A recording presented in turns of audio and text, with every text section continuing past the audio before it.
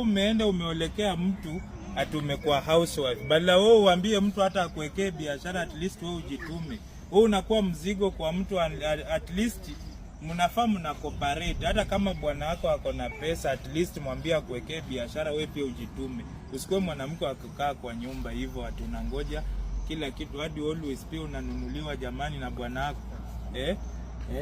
Hata sisi tunapenda kusurpriseiwa kama wanaume. Siku zote nawaambia you are the destiny of your life. Ukiwa hapo unaogopa ati watu watanichukulia aje, watu watanisema nini kunihusu, watu watanionaje juu nimeweza kujiunga na chama cha Jicho la Tatu la Dunia. Wewe ndio unaua nyota yako mwenyewe. Wewe ndio unaua nyota yako. Hao watu hawatakuchukulia hivyo. Na kama watakuchukulia hivyo itakuwa kwa muda tu.